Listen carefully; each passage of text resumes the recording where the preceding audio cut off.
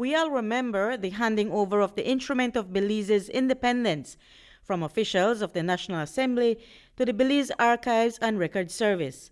The Speaker of the House explained to News 5 recently that the document had been resting in a fireproof safe in the National Assembly since independence in 1981. September 21st, 1981, the instrument of independence was handed over to the Right Honorable George Price. Okay. And then it was given to the clerk at the time, okay, and it was stored in the safe, in a manila envelope in the safe. It's been there ever since? It's been there ever since. And what really has preserved it is the fact that it's been there ever since, in a safe, a fireproof safe. And so it was never handled. It was like a book. It was never opened up. But in order for the document to last as long as it possibly can, it needed to be housed in an environment where the temperature is constant and continuous. That is, a very cool room with a dehumidifier to eliminate whatever moisture the air conditioning produces. This is where important paper documents must be stored in order to last. When we visited today, Conservator at the Belize Archives, Marion, and his staff were preserving an old set of paper records dating back almost 200 years. At the moment, we're working with some records known as court records or public meetings. They're not that old, okay? These ones we're working on, they go back to at least 190 years old. So, but it's not old. Okay. We have much older records. What's happening here at the moment is that the public wants to access them, but because of their being so fragile, we have to close access them to the public.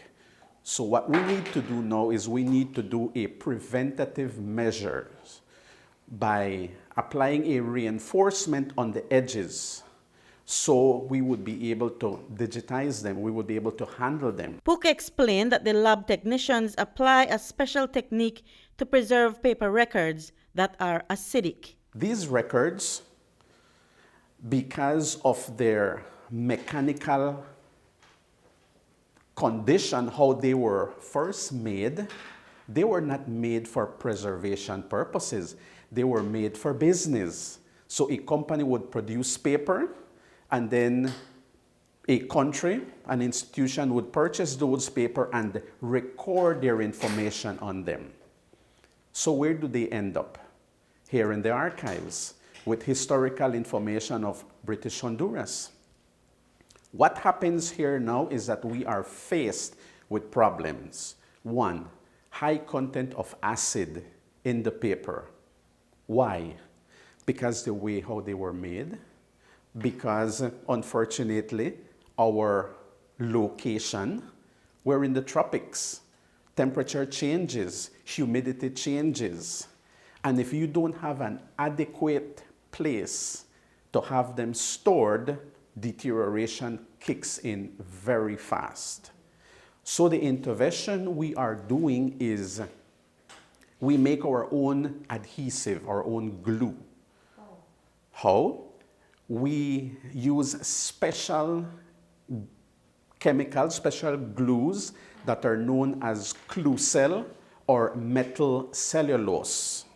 It's specially for archives. As you just heard, there are documents far older than the Instrument of Independence that date back to when Belize was British Honduras under colonial law. Kevin Montero shared that there are also documents dating back to around the Battle of St. George's Key. Do you have information dating back to that era when we had important things like the Battle of St. George's Key? Yes, we have the magistrate meetings, which are minutes of meetings that were held in the settlement at the time. So those are what we have the original records from. So every time there would be minutes, the governors and then the administrators at the time, they would do those recordings and then they would send it to the UK. And they would always keep a copy here. So those are some of the historical archival documents that we do have, which are the original documents we have. From that period, we also have like slave registers as well. Books share that there are records at the Archives Department that could not be salvaged, such as those that were burnt in the Supreme Court fire of 1918 in Belize City. The Archives Department also stores personal books written by individuals and offers their service digitally as well as on personal visits to the office in Belmopan for a small fee. Reporting for News 5, I'm Marion Ali.